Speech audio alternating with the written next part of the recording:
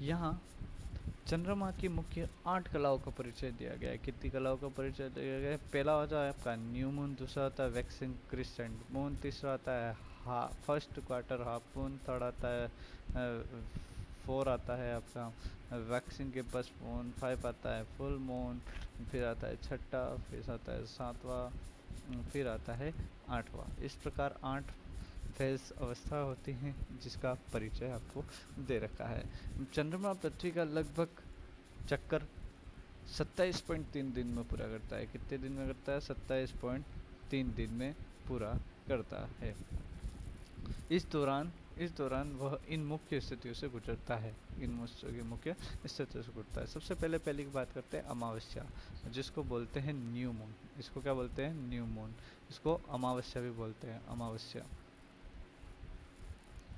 अमावस्या भी इसको बोला जाता है। इस स्थिति में चंद्रमा पृथ्वी और सूर्य के बीच होता है। ये किसके बीच होता है? पृथ्वी और इधर क्या होगा? सूर्य होगा। इन दोनों के बीच में होता है, चंद्रमा का काला हिस्सा हमारी तरफ होता है, इसलिए हमें चांद दिखाई नहीं देता है। दूसरे की बात करते हैं वैक्सिंग क्रिसेंट मून। इसकी बात करते हैं अमावस्या के कुछ दिन बाद चांद एक पतली चांदी जैसी रेखा के रूप में दिखाई देता है। ये देखो, आपको दिखाई दे रहा होगा, पतली चांदी की तरह दिखाई देता है, रेखा की तरह दिखाई देता है। वैक्सिंग का मतलब होता है इसमें इसकी चमक अब बढ़ने वाली है, इसकी चमक और बढ़ने वाली है। नेक्स्ट आता है फर्स्ट क्वार्टर हाफ मून। इसको बोलता है फर्स्ट क्वार्टर का मतलब होता है प्रथम चतुर्थांश। हमें चंद्रमा का आधा हिस्सा चमकता हुआ दिखाई देता है। ये देखो, हमें आधा हिस्सा क्या हो रहा है? चमकता हुआ दिखाई दे रहा है। और पूर्णिमा की आधा हिस्सा दिखाई देता है, इसे हाफ मून भी कहते हैं। उसके बाद आता है वैक्सिंग गिब्बस। इसके बाद आता है आपका वैक्सिंग गिब्बस, जिसको बोलते हैं कुबड़ा चांद। क्या बोलते हैं? कुबड़ा चांद, कुबड़ा चांद, कुबड़ा चांद।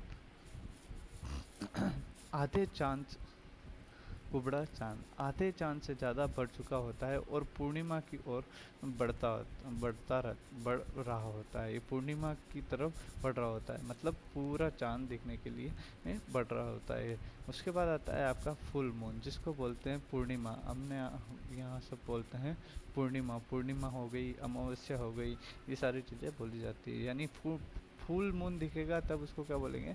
पूर्णिमा बोला जाएगा। क्या बोलेगा? पूर्णिमा बोला जाएगा।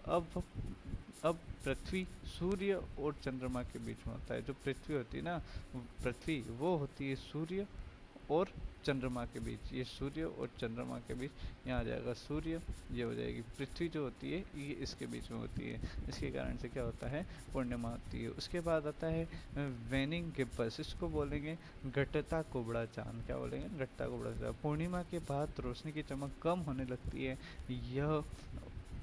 यह भी आधे से ज़्यादा चमकीला होता है। यह भी आधे से ज़्यादा क्या होता है? चमकीला होता है। ठीक है। उसके बाद आता है लास्ट क्वार्टर मून। इस लास्ट क्वार्टर यानी अंतिम चतुर्थांश आता है। अंतिम चतुर्थांश मतलब चांद फिर से आधा दिखाई देता है, लेकिन इस बार बाई ओर का हिस्सा चमक रहा होता है। जो बाई ओर का हिस्सा होता है वो चमक रहा होता है। इसको बोलते हैं लास्ट क्वार्टर हाफ मून। ठीक है। उसके बाद आता है लास्ट, हमारी 8वीं अवस्था आती है वेनिंग क्रिसेंट्स।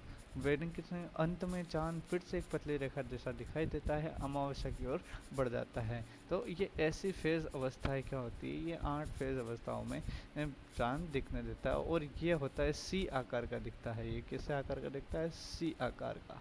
सी आकार का क्या होता है? दिखाई देता है। तो चंद्रमा की ये कलाएँ हमें समय और कैलेंडर समझने में क्या करती है? मदद करती है। हमारी पुरानी जो सभ्यता ने चांद को देखकर ही महीनों का हिसाब लगाना सीखा था।